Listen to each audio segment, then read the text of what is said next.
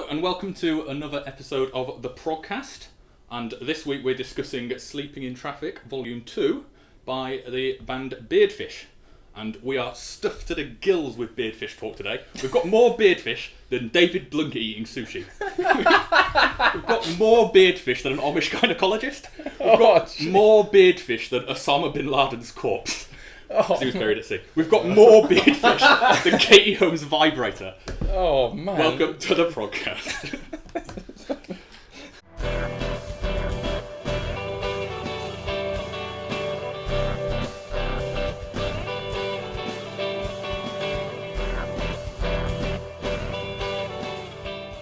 So yeah, Sleeping in Traffic Part 2. I think it's going to ruin the conclusions part of it, but I've got to say, I really love this album. This is genuinely one of my favourite albums. This is what always happens, isn't it? The person who chooses the album is like, I'll go for this one that I love. Yeah, and then you guys slag it off, and I'll get into a strop and walk out, and that's how it's going to go. Essentially, yes. I should probably justify that, and I think this really, I don't want to go too Desert Island Discs on you, but basically, if there was one album that I had to listen to again for the rest of my life, it would be this, I think. This is the strongest praise I've ever heard. No, it's the strongest praise I've ever heard for a rock album. Yeah, but because it's just so varied. It's really within songs, but each song is different. You've got bands, and Haken's an example of this, where they've got really strong alterations within and variants within the tracks. Yeah. But then at the end of the day, all of the tracks are kind of following a bit of that. Start off heavy, then go into something a bit weird, then go into, different phases and stuff. But they all kind of follow that template. Whereas here, the tracks are just whatever. Let's just, go off and do different things. And it's bold and it's brave, I think. It's absolutely bursting with creativity. The first time when I listened to it, it was like a damp sock in the face. I was struggling to sort of. It's really hard. Is that good? Do you want to take that to a desert island? That's making me seem like a weirdo, isn't it? If I could have one luxury for the rest of my life, damp sock to the face. It's completely surprising, and I found it really hard to make sense of the first listen. But I guess the first thing that struck me was just the sheer variety within the songs. It's just constantly moving and changing. I don't know if that's your feeling as well. Yeah. Well, I think the first thing is just how good they are at making different soundscapes. So that basically, with their instruments, they can make any kind of mood quite easily, and that gives them a hell of a lot of flexibility to just be like, this song is going to be really crazy and wacky. This is kind of a more somber song, which is amazing. But we can go on to talk about whether the whole is greater than the sum of the parts. But I think the first thing you do when you listen to a new prog band, unfortunately, it's difficult not to, is to think, what does this remind me of in the prog genre? Where does this kind of sit in terms of my understanding of prog? And the first thing I thought of when I started was, this just sounds like Gentle Giant's crazy 70s shit, where it's just all over the goddamn place. And I was really worried that I wasn't going to like it. Maybe if you look at Acquiring the Taste or some of those less palatable Gentle Giant albums, where it's like, here's all these different things that we thought of, and just get kind of spat out. I would argue this is a little bit more accessible than that. It is. So that was the first feeling that I had. But actually, if you look at those different sections, that the Gentle Giant is kept. It's kept kind of maybe reined back or better quality, like it's less unpalatable, maybe. Less unpalatable, yes. So it's not, the singing, for example, isn't as unpleasant as some of the Gentle Giant singing. The melodies and things are all quite nice. Yeah. It's just that the shifting between them, it has that almost frenetic shifting. That to me is the perfect balance, though, where it's accessible enough in that there's actual melodies and songs, and you could listen to that. But then it's got, I don't know how many times I've listened to this album, but it's one of my more listened to albums, certainly in the last couple of years. And every time I listen to it, there's new stuff. It's packed. It's really dense. Yeah, I guess again you could draw on some comparisons with Yes, but essentially what you're saying is right. The songs move in a way that's constantly entertaining you, and I do think that if you kept going back and back, you'd just peel away another layer. And the question is whether you feel that there's enough to latch onto there. Which, starting off with, it felt very chaotic. Maybe by the third or fourth time through, you can start to picture those melodies. But it is more accessible than Gentle Giant, but it's still a challenge. Well, it's still progressive rock. Yeah. I mean, it's not, you're not listening to straight up rock or pop or whatever. It's but right at that progressive end of the spectrum. Isn't Yeah, it? I'd say they have enough pop sensibilities to give you enough hooks so you can go back to a song. And interestingly, because I have to confess I'm a cheapskate and I only have a Spotify free, right? So as I was listening to this album, random suggested songs by Gentle Giant would be slipped in.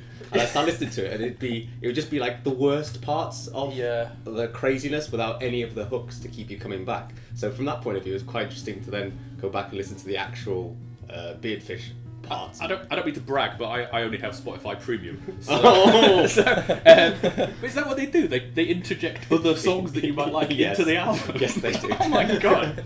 Well, I guess it's fair to say you might like Gentle Giant based on this. Just to say I have listened to it all the way through without that happening. Okay, well, this is interesting. This might be a topic to discuss later, actually. But it's an evolution, though. It's like, yes, you can recommend Gentle Giant, but it's smoother, it's better. It's come a ways away from that, I think, and it is probably better than those more crazy Wow, edgy that is a claim. Better than Gentle Giant. You'll have the internet up in arms. You know how much I love Gentle Giant.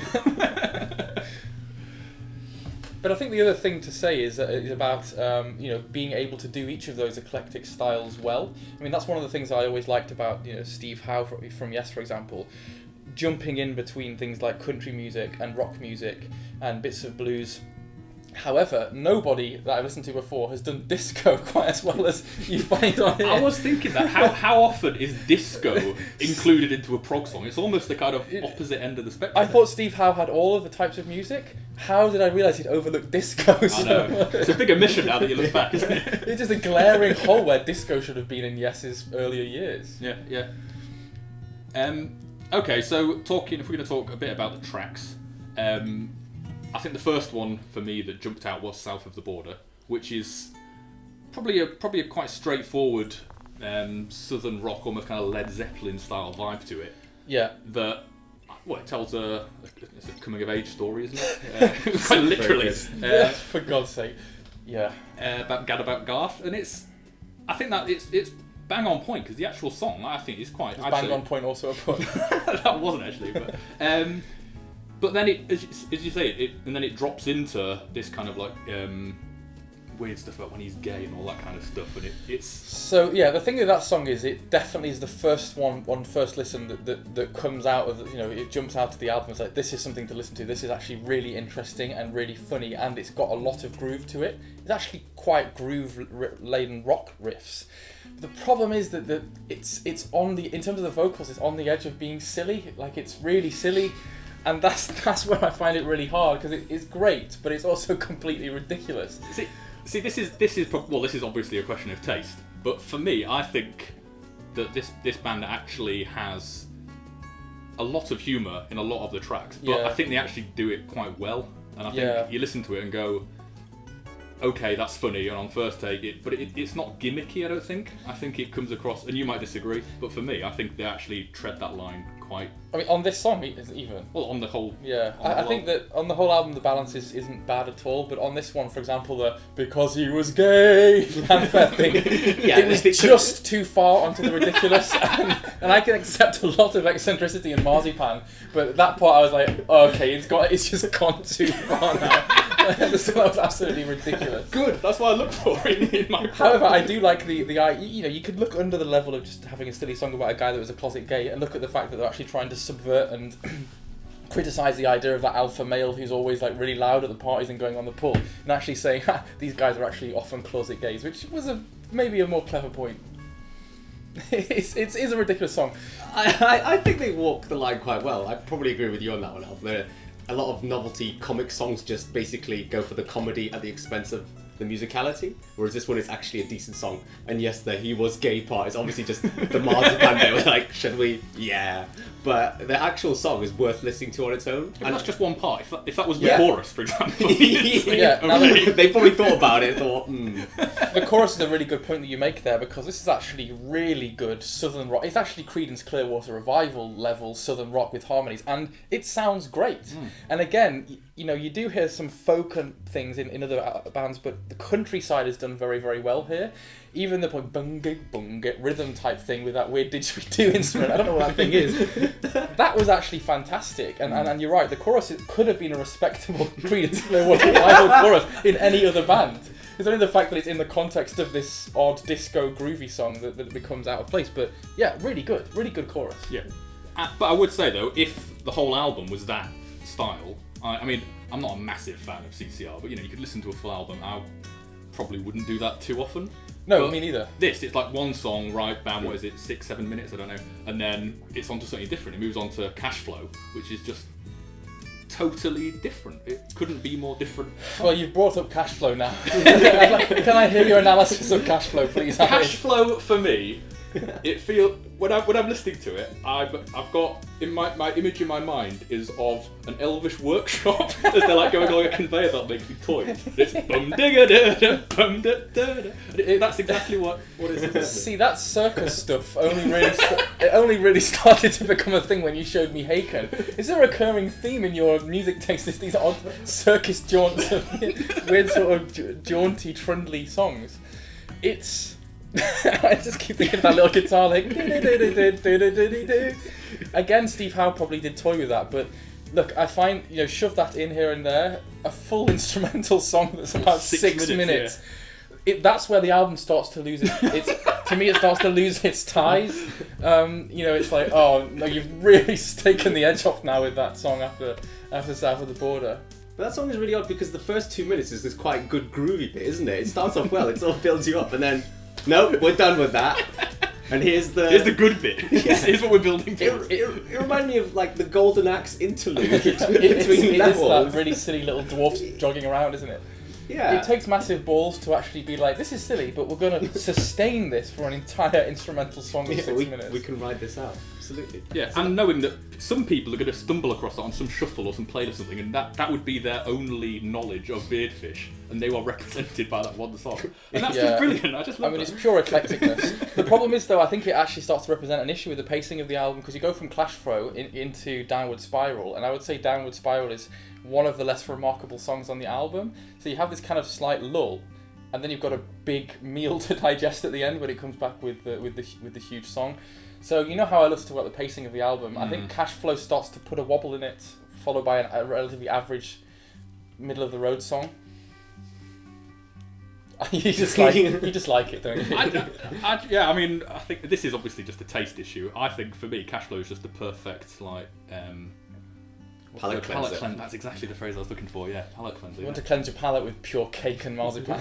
You say this like cake and marzipan aren't a great thing. They don't cleanse though, do they?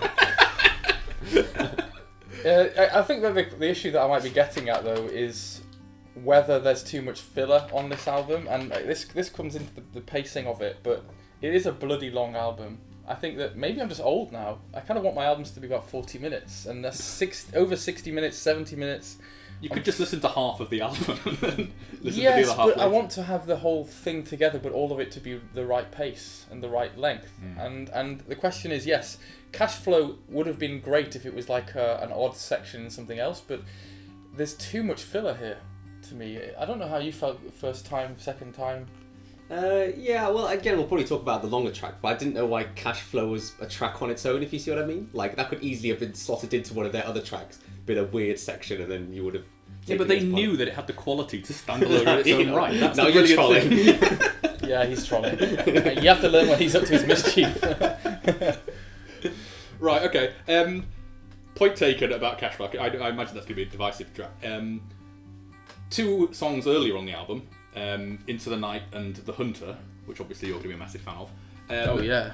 They are more serious tracks, and quite long tracks as well, but just land it perfectly. They have that what's the word I'm looking for? Eclectic? I was looking for eclecticity. Is that even a word? No, I don't think so. Eclecticness, but with I guess a bit more seriousness. Maybe that was more your speed.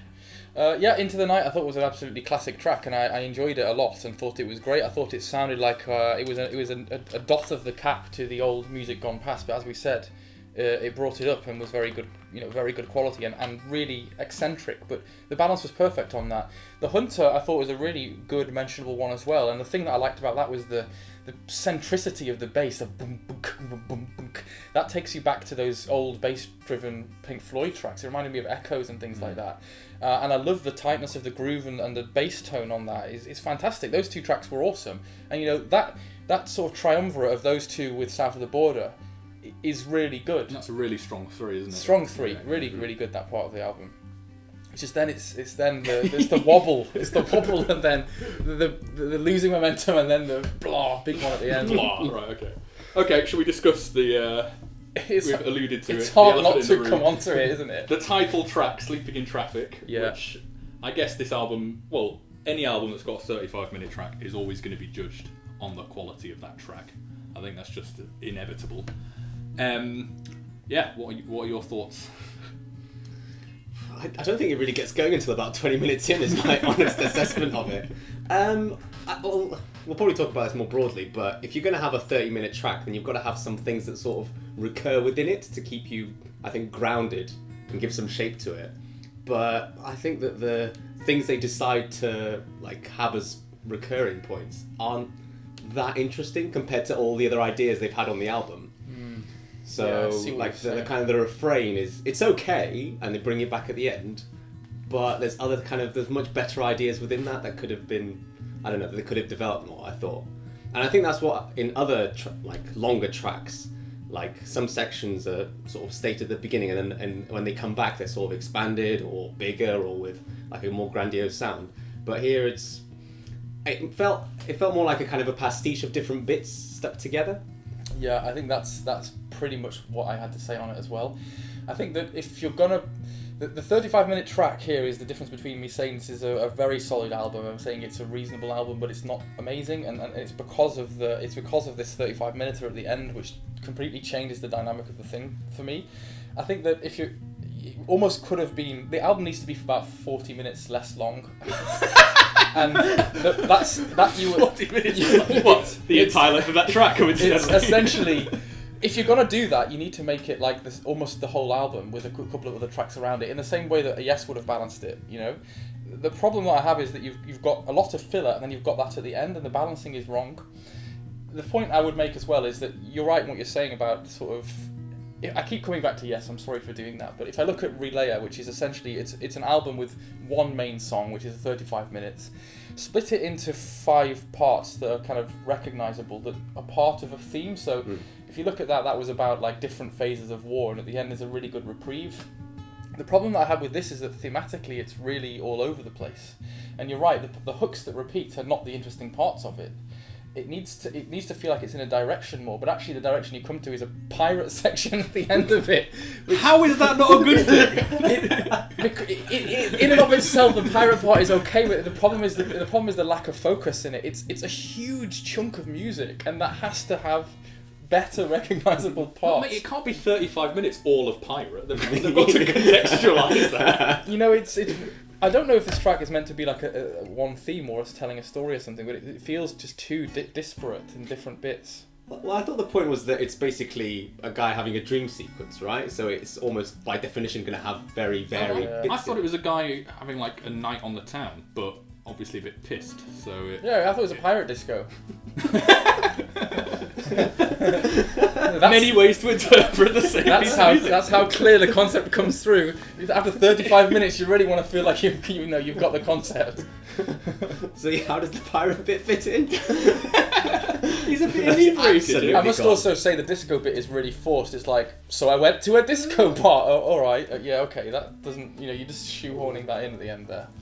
I don't have any of these qualms about this. This is... Come on, let's hear your enjoyment of it. It's too short, if anything. Okay. No, I do actually agree with you, Phil, that if they cut it, started it at 20 minutes, then this would be, proper one of my favourite songs. The first 20 minutes is, I don't know what you call that, scene setting or grounding it or putting it into... So you're admitting there's some filler in there? Yeah, but I mean, this is the point that you can't have all the... It can't all be pirate things and BG rip-offs and all that kind of stuff. There's got to be some grounding musicality to the whole piece of it. And I guess this is any long song is gonna have to have these different sections, and some of it. I think I'm reminded of "Supper's Ready" by Genesis that starts off with quite a nice mellow vibe, but then it moves into these ridiculous kind of tongue tiddly washing, those kind of bits. And on their own, that would be insane, but in the context, it kind of fits in. But you've got to get the balance of that right. They can't all be scene setting, just build like 20 minutes of scene setting, building up to 5 minutes of great track. I think the point to make about what you're saying though is that you're saying if you're going to have a long song, you've got to have those balances. But the thing is, that's coming from the point of view, we're going to have a long song, so how do we balance it? Why not just not have a long song if it doesn't need to be long? This feels like it's got to be a 30-minute. So we've got to have these filler sections to make it all pad out. But does it have to be that long? But this is a question that I have of any kind of 15-minute plus song. 10 minutes probably, especially ones that are broken down into like a suite of 8 sections or whatever. I'd like to say that Rhyme of the Ancient Mariner, that monologue section, is highly necessary for the flow of the music. I'm sorry. Completely I'm going to treat that with the contempt that is. Just thrown you on a wobbler now, haven't I? Why isn't it just 8 different tracks? Why don't they have that broken down? And as far as I can gather, the only benefit is that it forces you to listen through that stuff. but that's not good. That's not good though, is it? Musically, it's not nice. Yeah. Sorry, Phil. No, well, yeah, I agree. It's not good. That's all I was gonna say. I would. This is where I'd look at. You've seen Breaking Bad TV show, right? That has, for me, it's a similar point that there's the grounding issues, and sorry for spoilers if anybody's watching, but it grounds it with Walter's normal life as a school teacher and unhappy, like kind of boring home life, and these people that don't really respect him and stuff. And it goes through, and there's episodes that's mostly about him going to school, then him driving home, then him working at the car wash for a bit, then him having a really awkward dinner with his family and his son. Yeah, no, I understand. And it's like, okay, well you sit through that for the Heisenberg bits, that's really exciting or whatever, but if it was all Heisenberg, then that's the whole point of Breaking Bad just lost. Because then it's just any old action film, and they just have unrelated explosions and chases and whatever. I get what you're saying there. It's important scene setting, but I think that maybe the point that Phil is making is that the Heisenberg parts aren't good enough to justify the amount of filler that you're having to take. I would look at it slightly differently. I'd say the Heisenberg parts are great, but there's too many Walter parts. I've not watched Breaking Bad, so I'm completely out of my depth with this extended metaphor. Yeah, but there's basically, as you said, 20 minutes of a 35-minute track isn't the right balance. We don't need. I'm already ready for like the weird, crazy stuff because you've kind of given me quite a long. Probably 5 or 6 minutes you can get away with. Yeah, exactly. So what I'm saying is that the album needs to be a bit shorter isn't all that against what your point is there, But I'd also say, in the context of, because some bands could almost have that last song as a concept album on its own, right? But they've stuck this massive chunk on at the end of an album. That's what I'm saying. Make it an album in and of itself with 1 or 2 other tracks. That's what you should be doing. It's really hard to come back up again and feel ready for this at the end of an album. Yeah. I'm just standing up my own here and disagree with that. I think providing too much. It's too much music. Too much music. I don't need all this music ideas, for value for money.